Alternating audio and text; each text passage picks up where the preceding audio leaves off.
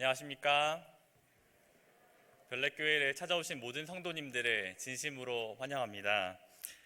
특별히 오늘 청년부에서 준비해 주신 특별한 찬양에 깊은 감동을 받았습니다. 너는 어여쁘고 참 귀하다, 어느 보석보다 귀하다 라는 가사를 통해 우리 모두에게 하나님의 음성을 듣게 하신 청년들의 아름다운 찬양에 감사를 드립니다. 제가 2년 전에 여기 이 자리에 섰을 때는 그냥 성도님들의 모습이 너무 많게만 느껴졌어요. 그런데 2년이 되고 나서 뒤에 앉아 있다 보니까 한 분 한 분의 얼굴을 다 알겠더라고요. 그래서 저 뒤에 또 손님으로 처음 이 교회를 방문하신 분도 보이시고요. 그리고 또 오랜만에 교회를 찾아온 분도 계십니다. 모두 주님의 이름으로 환영합니다. 여러분도 아시다시피 제가 오늘 고별 설교로 이 자리에 섰습니다. 고별 설교라는 단어가 주는 무게가 제 마음을 무겁게 합니다. 한편으로는 마음의 슬픔도 있고요. 또 저 같은 작은 전도사가 감당하기에는 이 고별 설교라는 단어가 좀 무겁게 느껴지기도 합니다. 그러나 오늘은 그저 지난 시간에 감사함을 전하고 그리고 우리 주 예수님을 높이기 위해 이 자리에 섰습니다. 2년이라는 시간이 정말 정신없이 지나간 것 같은데요. 2년 전에 부임 설교를 했던 그 기억이 정말 까마득한 옛날로 느껴집니다. 짧다면 짧을 수 있고 또 길다면 길 수 있는 이 시간 동안 별내교회 성도님들과 함께 할 수 있어서 너무 기쁘고 또 행복하고 또 모두에게 감사를 전합니다. 우선 먼저로는 하나님께 영광을 돌립니다. 목회로 부르심을 받고 처음 인턴 전도사로 별내교회 발령을 받았을 때가 생각이 납니다. 정말 처음에 그것을 봤을 때부터 긴장이 많이 됐습니다. 그런데 그런 시간도 지나서 어느덧 마지막 인사의 시간이 되었습니다. 첫 발령지인 만큼 생각이 많이 날 것 같습니다. 또 기억에 가장 오래 남을 것 같습니다. 특히 이곳에서 목회자로 섬길 수 있었던 것은 하나님의 큰 특권이었다라는 생각이 많이 듭니다. 그리고 이곳들의 경험들이 앞으로 많은 힘이 될 것이다라는 생각이 듭니다. 그래서 먼저 하나님께 감사를 드립니다. 지난 2년간은 정말 하나님의 은혜가 넘치는 시간이었는데요. 부임한 지 얼마 안 돼서 사랑하는 아내와 결혼하고 또 가정을 이루게 되었습니다. 또 저희 부부를 사랑해 주신 또 많이 아껴 주신 별내교회 성도님들에게 진심으로 감사의 인사를 드립니다. 또 목회부에도 감사의 인사를 드립니다. 담임 목사님을 비롯하여 선배 목사님들과 함께 전도사님들과 함께 사역한 모든 것들이 저에게는 가장 뜻깊은 시간이었습니다. 함께 사역할 수 있어서 정말 감사했습니다. 장로님들과 집사님들께도 진심 어린 감사를 전합니다. 교회를 위해 헌신하고 봉사하는 모습에서 참된 섬김이 무엇인지 알게 되었습니다. 또 사랑하는 어린이들과 귀여운 어린이들, 또 부모님들께도 감사의 말씀을 드립니다. 내일 어린이부 예배에서도 말씀드리겠지만 정말 순수하고 자랑스러운 우리 어린이들이고요. 또 열정 넘치는 부모님들과 함께했던 시간이 참 소중했습니다. 그리고 1년 동안 함께했던 청년들에게도 참 감사합니다. 청년회 때 함께 신앙을 나누고 교제하면서 보냈던 모든 시간이 즐겁고 또 의미 있는 시간이었습니다. 또 학생반들에게도 세상에 많은 유혹과 재미있는 것들이 여러분들을 많이 기다리고 있겠지만 그럼에도 교회를 선택해서 서로 사랑과 은혜를 나누는 모습에 많은 감동을 받게 되었습니다. 다시 한번 모든 성도님들에게 깊은 감사의 말씀을 전합니다. 제가 오늘 나누고 싶은 말씀은 제 삶을 변화시켜 주시고 또 저를 인도해 주신 또 저의 마음을 바꾸어 주신 예수님에 관한 이야기입니다. 지금도 제가 복음이라 믿고 굳게 붙들고 있는 예수님에 관한 이야기를, 예수님에 관한 복음을 여러분들과 함께 나누려고 합니다. 누군가 제게 예수님이 도대체 어떤 분이시길래 너는 그분을 믿는 거니? 라고 묻는다면 또 그분의 십자가가 어떤 의미이길래 당신은 그분을 믿느냐라고 묻는다면 이라는 생각으로 이 말씀을 준비했습니다. 13세기, 14세기 초에 종교개혁자 후스라는 인물이 있습니다. 그는 프라하 대학의 신학 교수이자 총장이었습니다. 당시 가톨릭 교회의 부패를 지적하고 성경의 절대적인 권위를 강조한다는 이유로 이단에 정죄되어 화형을 당했습니다. 각 시대의 대쟁투에서는 그의 마지막 순간을 이렇게 기록하고 있습니다. 불꽃이 타오르는 순간에도 후스는 다윗의 아들 예수여 나를 불쌍히 여기소서라는 찬미를 불렀고 그의 목소리가 닿을 때까지 찬양은 계속되었습니다. 당시 한 가톨릭 신자는 그의 모습을 이렇게 증언했다고 합니다. 그는 마치 결혼식장으로 향하듯 화형장으로 나아갔다. 고통 속에서 소리를 지르지 않았으며 거센 불길도 그의 찬양을 멈추게 할 수 없었다. 그의 동료였던 제롬도 같은 운명을 맞이합니다. 후스의 죽음 이후 그도 이단 선고를 받고 같은 화형장에서 순교를 당합니다. 순교자들의 평화롭게 죽음을 맞이하는 모습은 교회 역사에서 새로운 것은 아닙니다. 그 시작은 이미 성경에서도 찾아볼 수 있죠. 사도행전에 나오는 스데반의 순교를 보십시오. 예수님을 그리스도로 전파한다는 이유로 돌에 맞아 죽었습니다. 그런데 그 순간에도 그의 얼굴은 천사와 같이 빛이 났습니다. 더욱 놀라운 것은 자신을 향해 돌 던지는 사람들을 위해서 주여 이 죄를 저들에게 돌리지 마옵소서라는 기도를 했다는 것입니다. 역사가들의 기록을 보면 초대 교회의 신자들은 이와 같았습니다. 그들은 놀라운 평정심으로 고문과 죽음을 맞이했습니다. 사자 앞에 던져질 때도 찬송을 멈추지 않았고 화형주 앞에서도 하늘을 향해 손을 들어 기도했습니다. 이런 믿음의 모습은 실로 놀라운 것이었습니다.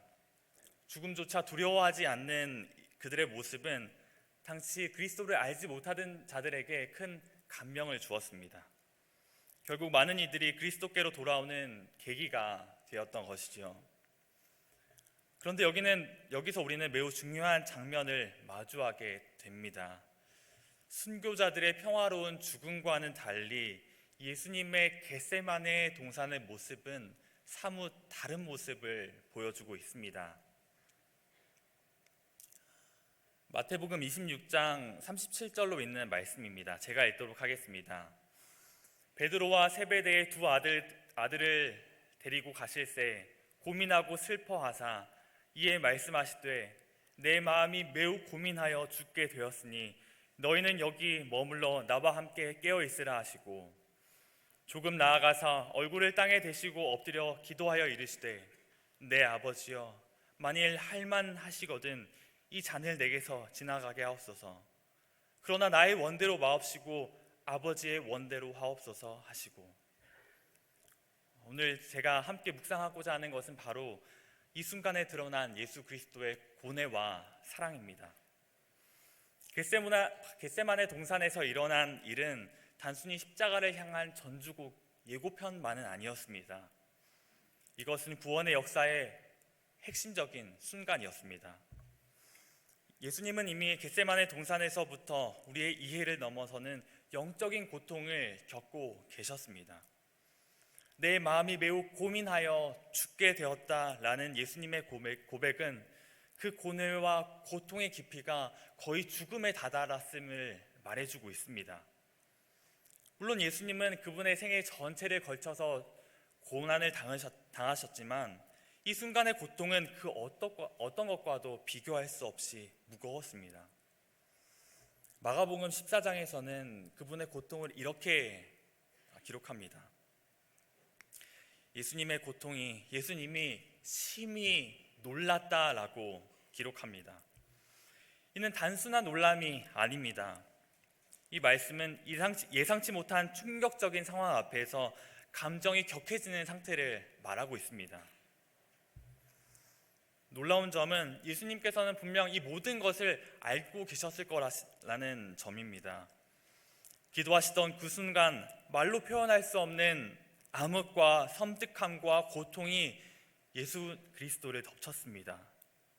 말문이 막힐 정도의 충격과 공포를 경험하셨습니다.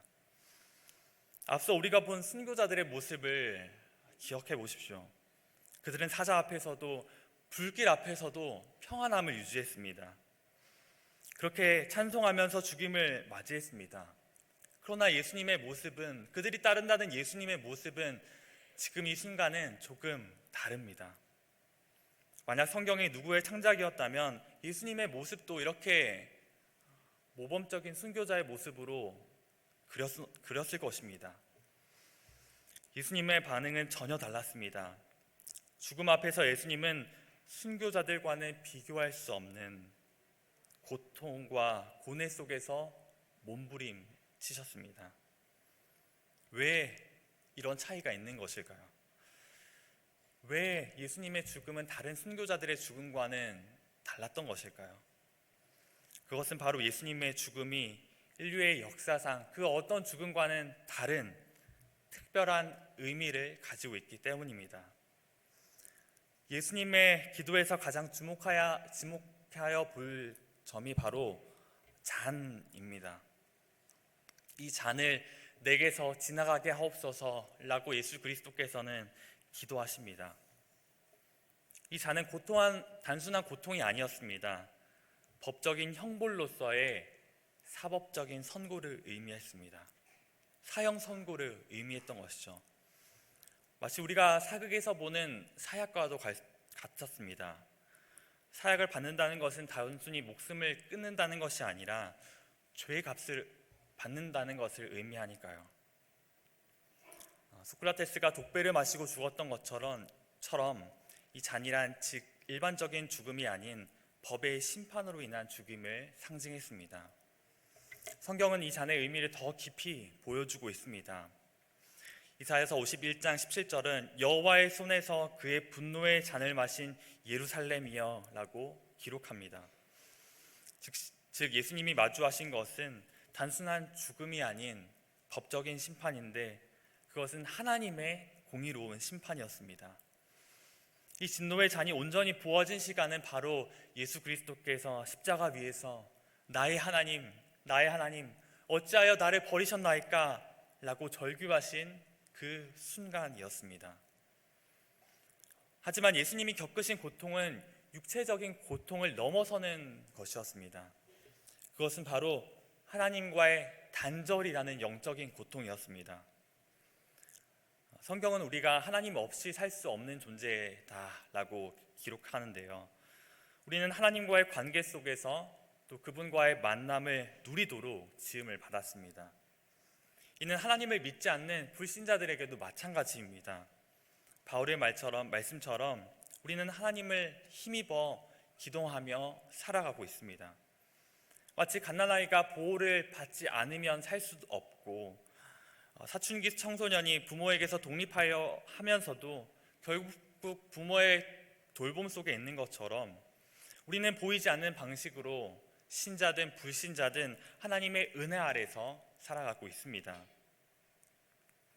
예수님은 인간의 모습으로 오셨지만 하나님과 특별한 교제를 누리셨습니다. 그 어떤 인간도 경험하지 못한 충만한 교제의 복을 누리셨던 것입니다. 그런데 겟세마네 동산에서 기도하실 때에 영원처럼 느껴지는 순간 동안 함께 계셨던 그 하나님과 함께 있었던 그 예수님께서 하나님과의 교제가 끊어지려고 하는 것입니다. 끊어진 것입니다. 온전히 아버지만을 위해 사셨던 예수님께서 하나님과의 단절이라는 공포가 덮쳐왔습니다. 아버지와의 마지막 교제를 나누려고 찾아간 그 자리에서 천국이 아니라 지옥이 열린 것입니다. 예수님은 비틀거리셨습니다. 기도하시려는 그 순간 끝없는 나락이 펼쳐졌습니다. 우리도 때로는 큰 고통 앞에서 하나님이 보이지 않고 하나님이 나를 버리셨던 것 같은 그런 두려움을 느끼곤 합니다. 인생의 끝자락에 가는 순간 그런 느낌을 맛보곤 합니다. 하지만 예수님은 그런 느낌이 아니라 실제로 하나님의 버림을 받으셨던 것입니다. 그래서 시대의 소망은 이렇게 기록하고 있습니다. 그분은 죄로 말미암아 아버지에게서 분리되었다는 것을 느꼈다. 그 심연은 매우 넓고 매우 검고 매우 깊었으므로 그분의 심령은 그 앞에 떨고 있었다. 이 고통의 깊이를 이해하기 위해서는 우리는 먼저 관계의 깊이를 이해하여야 합니다. 사랑하는 관계가 오래되고 깊고 친밀할수록 그 단절이 오는 고통은 더욱더 쓰라립니다. 실제로 인생에서 가장 큰 스트레스를 주는 1위는 배우자의 사망이라고 합니다. 깊은 관계를 맺었던 그 사람과 끊어짐이 엄청난 고통을 주는 것이죠. 2위는 이혼이고요. 3위는 배우자와의 별거라고 합니다. 사랑하는 이를 잃는다는 것, 그 관계를 끊는다는 것은 이토록 고통스러운 일입니다. 그리고 그 관계가 깊으면 깊을수록 더욱 그 고통은 깊어집니다. 하지만 예수님은 이런 고난보다 더욱 고통스러운 것이었습니다. 단순히 사랑을 잃은 것이 아니라 하나님의 진노와 분노를 목격하셨기 때문입니다.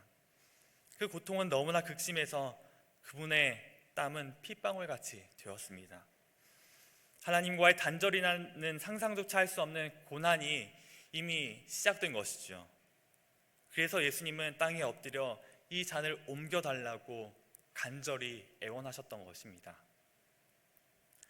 예수님께서 십자가에서 감당하셨던 죄의 형벌은 본래 우리의 몫이었습니다. 하나님께 불순종한 것은 우리였지만 예수님께서 그 형벌을 받으셨고 우리는 그분을 믿음으로 죄의 정죄에서 완전히 벗어나고 해방됩니다. 이것이 바로 복음의 핵심 진리이며 우리의 신앙의 기초가 됩니다. 그런데 십자가는 이런 죄를 대신 지셨음과 동시에 정말 중요한 한 가지를 더 말해주고 있습니다. 그것은 바로 예수님께서 하나님을 향해서 완전히 순종하셨다는 것입니다. 만약 예수님께서 죄를 대신 지시는 것에만 그쳤다면 우리는 단지 과거의 죄에 대한 형벌을 면제받아 그것에만 감사할 뿐입니다. 하나님의 진노를 피할 수 있게 되어 안도할 뿐이겠죠. 이것이 정말 하나님이 우리를 사랑하신다는 큰 메시지이긴 하지만 이것으로는 충분하지 않습니다. 아버지가 자녀의 잘못을 벌하지 않았다고 해서 그것이 곧 관계의 회복을 의미하지는 않습니다. 한 범죄자가 사면을 받았다고 해서 우리는 그를 곧바로 신뢰하고 받아들이기 참 어렵습니다. 교회에서도 마찬가지죠. 누군가가 큰 잘못을 저지르고 뉘우쳐서 용서를 받았다고 하더라도 교회와의 친밀한 관계 회복은 또 다른 문제입니다. 예수님의 죽음은 단순히 형벌을 대신 받는 것에 그치지 않으셨고 그분은 율법을 온전히 순종하신 모습을 보이셨습니다. 우리가 살아야 할 사랑의 삶을 완전히 사신 분이십니다. 예수님 외에는 그 누구도 마음과 목숨과 뜻과 힘을 다해 하나님을 사랑할 수 없고 하나님을 사랑하지 못했습니다. 또한 그분은 이웃을 완전하고 희생적으로 사랑하셨습니다.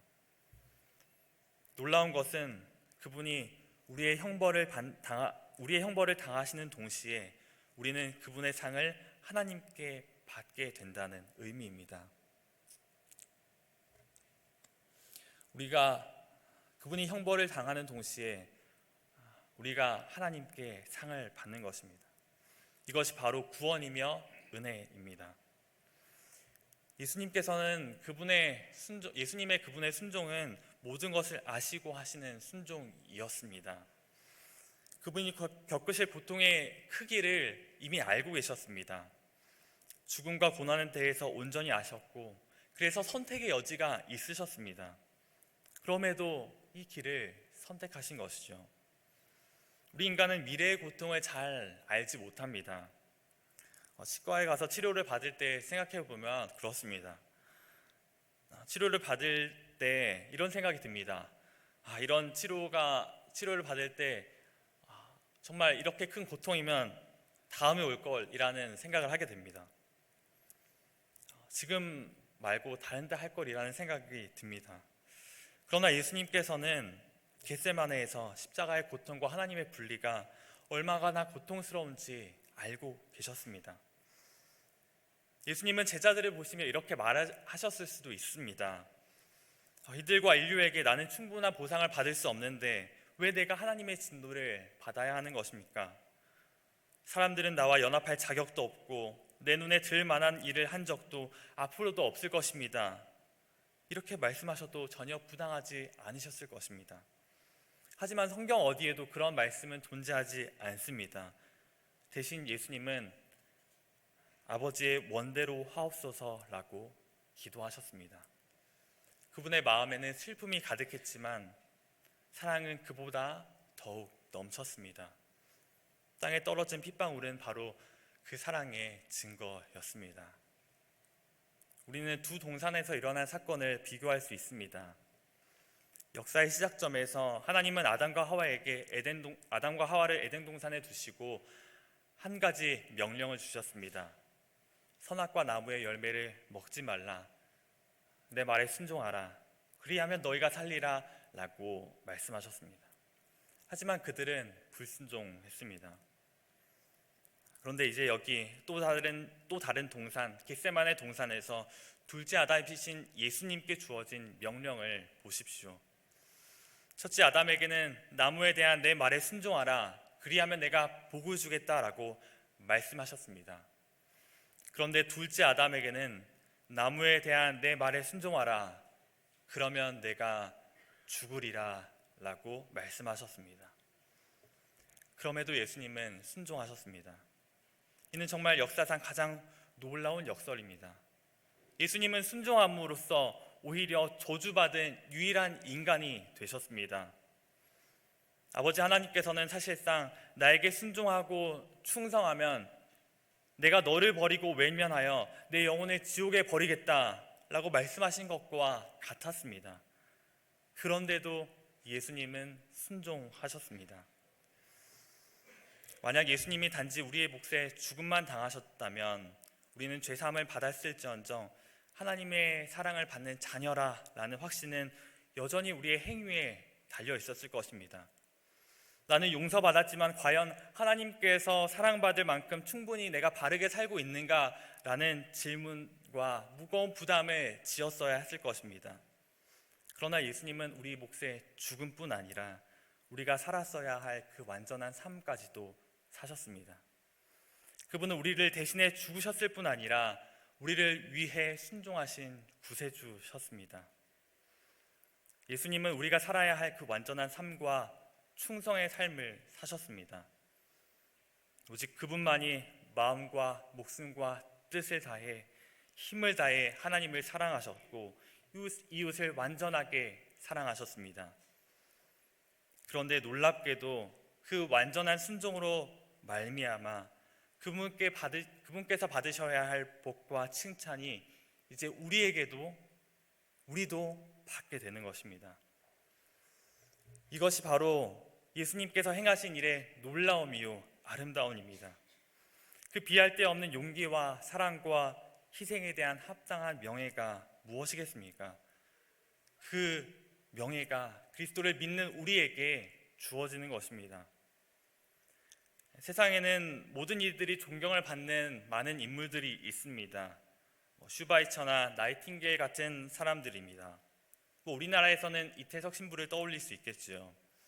이런 분들을 생각할 때 우리는 그분의 희생에 깊은 감사를, 존경을 표합니다. 이것이 명예의 의미이죠. 그렇다면 예수님의 순종이 우리에게 주는 의미는 무엇일까요? 이것을 어떻게 이해할 수 있을까요? 한 예로 들자면 사면받은 죄수의 경우를 생각해 봅시다. 우리나라에서는 출소자들에게 필요하다면 귀가협이나 정착지원금, 시설 지원 같은 기본적인 도움을 제공한다고 합니다. 하지만 예수님께서 주시는 순종의 혜택은 이런 것들과는 차원이 다른 것입니다. 단순한 사면을 넘어 우리를 희생적이고 명예로운 사람으로 받아들여 주시는 것입니다. 마치 사면에 더해 최고의 명예 훈장을 받는 위인처럼 대해 주시는 것입니다. 용서와 해방을 넘어 사랑과 즐거움을 누리게 하시는 것이죠. 겟세마네 동산에서 예수님께서 주신 세 가지의 중요한 모범이 있습니다. 첫째는 정직의 표본이십니다. 예수님은 아무도 보이지 않는 깊은 어둠 속에서도 옳은 일을 선택하셨습니다. 이는 우리에게 깊은 질문을 던집니다. 나는 어둠 속에서나 빛 가운데서나 똑같은 사람인가? 우리의 진정한 모습은 아무도 보지 않을 때 드러나는 법입니다. 둘째는 기도의 모범입니다. 예수님은 자신의 감정을 솔직하게 표현하시면서도 동시에 하나님의 뜻에 온전히 굴복하셨습니다. 이를 통해 우리는 진정한 기도의 본질을 깨닫게 됩니다. 기도는 하나님의 뜻을 굽혀 내 뜻에 맞추는 것이 아니라 오히려 내 뜻을 빚어 하나님의 뜻에 맞추는 것입니다. 세 번째는 인내의 모범을 보여줍니다. 깊은 고뇌 가운데 있으면서도 잠들어 있는 제자들을 발견했을 때 예수님께서는 마음에는 원이로되 육신이 약하도다 라고 말씀하셨습니다.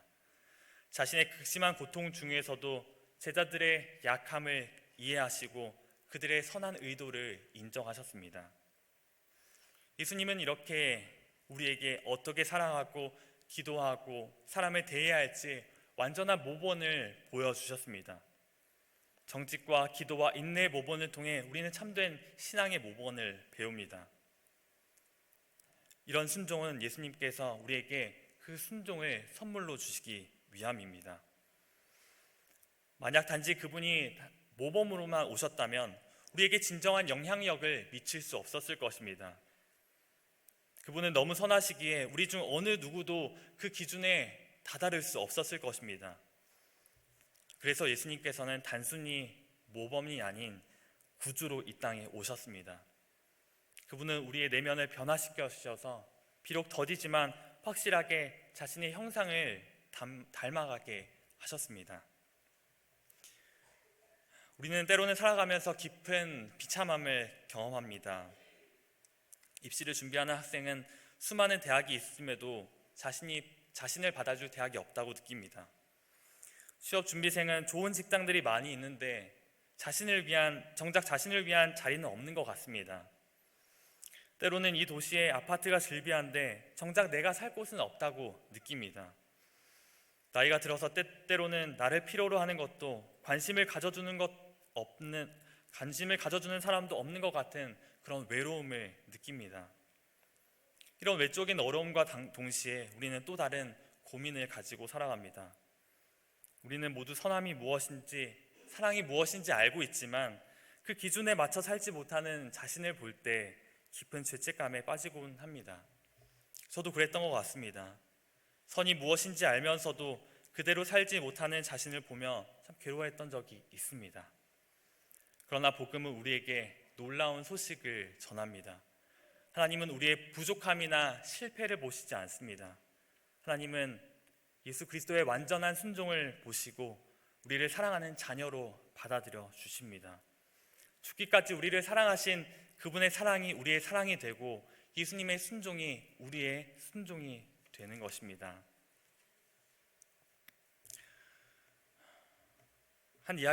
마지막으로 한 이야기를 해드리고 마치도록 하겠습니다. 미국의 어느 버스 정류장에 한 나이가 지긋한 남자가 버스를 타고 가고 있었습니다. 그의 이름은 빙고라는 사람이었습니다. 4년간의 수감 생활을 마치고 집으로 돌아가는 순간이었습니다. 그는 아내에게 마지막 편지를 보냈었습니다. 만약 나를 받아준다면 노란 손수건을 참나무에 매달아 달라고요. 그 이야기를 버스에 타고 있는 사람들이 다 알게 되었습니다. 그리고 그 마을이 점점 더 가까워지게 되었습니다. 빙고라는 남자는 어딘가를 쳐다볼 수 없었습니다. 무서워서 두려워서 그저 바닥만 쳐다볼 뿐이었습니다. 그런데 그 버스에 타고 있던 많은 사람들의 환호성이 들려왔습니다. 왜냐하면 그 동네의 참나무에 노란 손수건이 가득했기 때문입니다.